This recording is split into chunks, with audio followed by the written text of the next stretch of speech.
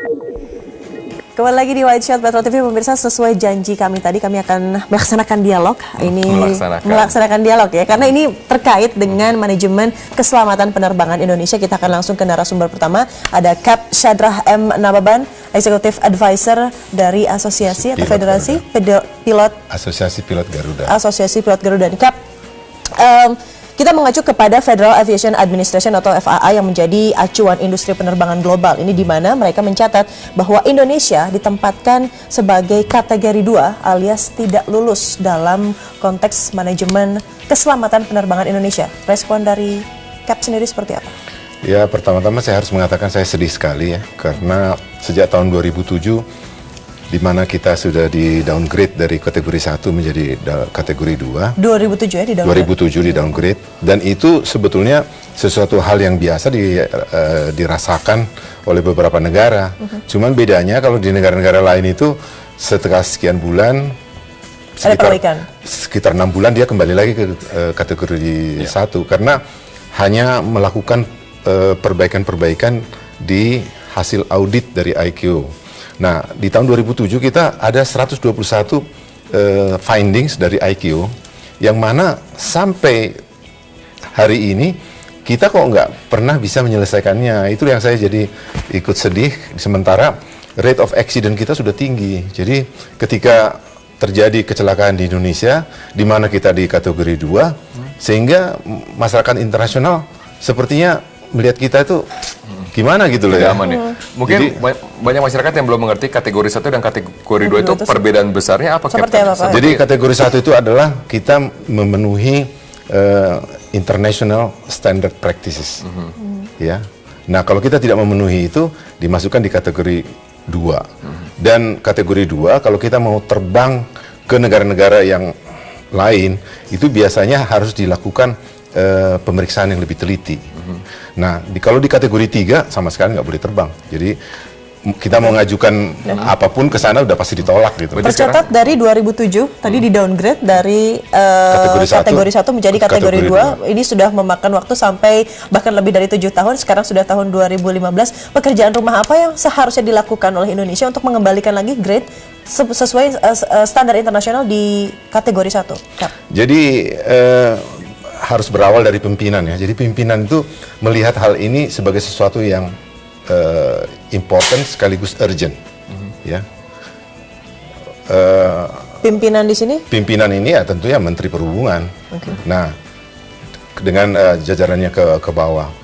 Terus yang kedua, kita harus membuat namanya action plan. Jadi corrective action plan. Corrective action plan ini harus jelas di situ kita gambarkan siapa yang harus mengerjakan, bagaimana dia mengerjakannya, dan kapan harus selesai. Loh, bukannya sekarang sudah ada badan-badan yang memang berdiri sendiri, misalnya pengelola Bandara Angkasa Pura, lalu ada Airnav juga yang baru dibangun beberapa tahun terakhir, dan juga ada maskapai dan hal-hal yang lain. Apalagi yang kurang, Cap? Ya, kalau untuk kembali ke kategori 1 tadi, adalah hanya yang kurangnya adalah kita tidak melaksanakan corrective action plan tadi. Dari ketiga hal yang sudah terintegrasi tadi, Cap. Jadi corrective action plan itu ketika kita kan juga dilarang terbang ke Eropa. Jadi pada bulan April tahun 2007 kita di downgrade ke kategori 2, dan pada bulan Juli oleh Uni Eropa kita dilarang terbang ke sana. Nah, mereka hanya mengharapkan corrective action plan dari kita dan realisasinya. Tetapi tiap kali kita maju ke sana, konon ya, saya nggak tahu, sebab saya nggak ikut, itu kita tidak menampilkan apa yang mereka harapkan, tetapi instead of itu malah kita mempresentasikan namanya roadmap to zero accident. Jadi nggak matching kalau menurut saya. Oke.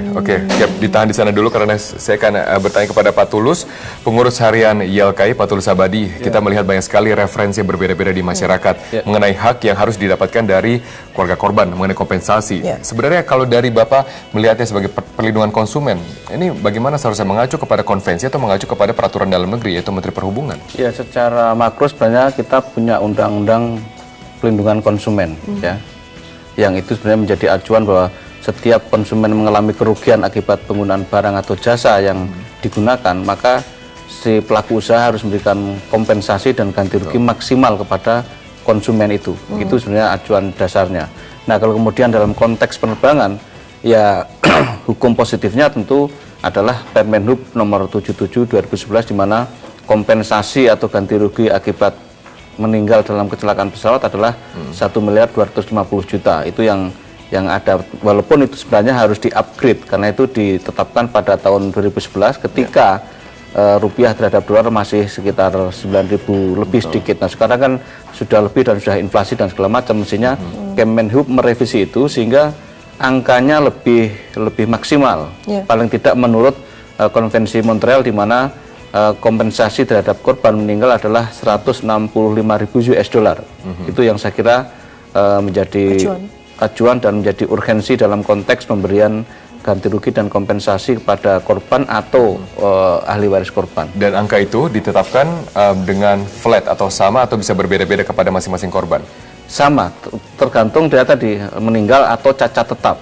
Ya, kalau mengalami hal itu tentu punya hak yang sama. Tapi kemarin pihak AirAsia sendiri sudah melakukan niat baik begitu dengan memberi DP tahapan pertama untuk memberi ganti rugi sebesar 300 juta rupiah kepada salah satu kerabat korban yang sudah dipulangkan jenazahnya, namun ditolak. Nah, ini bagaimana lagi regulasi? Ya, sebenarnya kalau saya kemarin diskusi dengan Ketua Asosiasi Asuransi Umum itu tidak lazim dalam hal memberikan DP alias dicicil. Tahap pertama, ya, betul. Mestinya ya langsung.